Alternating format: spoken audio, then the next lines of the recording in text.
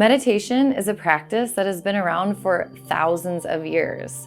Some archaeologists date meditation back to 5000 BCE.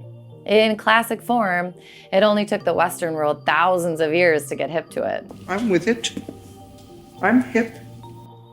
According to the Mayo Clinic, some benefits include reducing negative emotions, increasing patient intolerance, yay, and focusing on the present.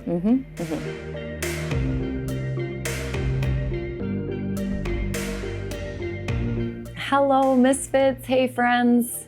How have you been feeling this fall? Have you tried any of the tips that you've heard on the podcast so far? If you have, I would love to hear what you've tried and what did or didn't work for you. Today, we are fully into fall here in Minnesota. The fall has been gorgeous. Warm weather and beautiful colors. Bright, warm sun, but cool enough temps to wear all the fun shackets and jeans. It's also a tough time for a lot of Minnesotans because even though we live here and we endure the cold, harsh winters, many of us do not love them. We live here for the other weather that makes a brief appearance in about 7 months out of the year. So with all of these kind of tricky months coming, I've been reflecting on what things I do or can do to keep myself feeling happy, motivated, and positive. It can be really easy to feel in a depressed or bored or unmotivated state during the season. One of the things I've added to my life in winter months is a sun lamp. For years, I've been using one of these to help get brightness in my days. I love the Verilux brand, and you can get those on Amazon for about $40. I turn it on and let it shine on me while I'm working or getting ready for the day. I think having super bright lights on in the house can also be beneficial. I even use vitamin D drops this time of year because I'm not getting it from the sun, but be sure to ask your doctor what they recommend before you start taking any supplements. The other thing that I've been doing that just generally helps my mood and mindset is daily or near daily meditation. Meditation is a practice that has been around for thousands of years. Some archaeologists date meditation back to 5000 BCE.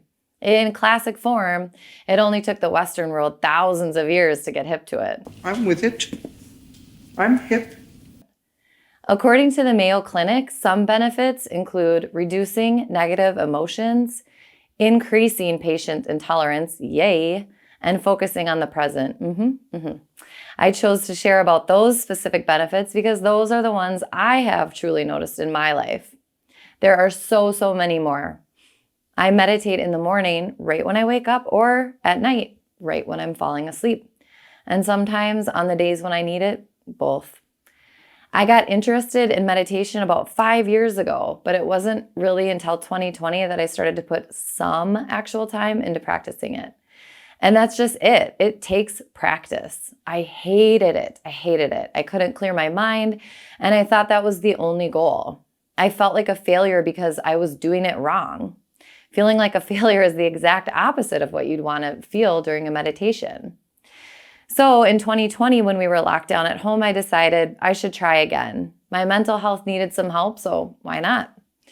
My issue was thinking that it wasn't a good meditation or that it was a waste of time if I didn't feel like I completely cleared my brain. Well, I was wrong. Every time I practiced, it got easier and I got better. But I have to say, I cheated a little.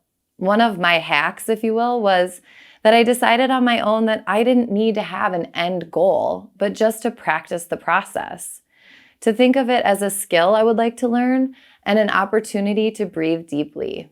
I removed any sort of result that I was searching for in my mind and body. Removing an end goal kept me interested in the process itself. What if we could always think about life that way, as a process rather than seeking a result?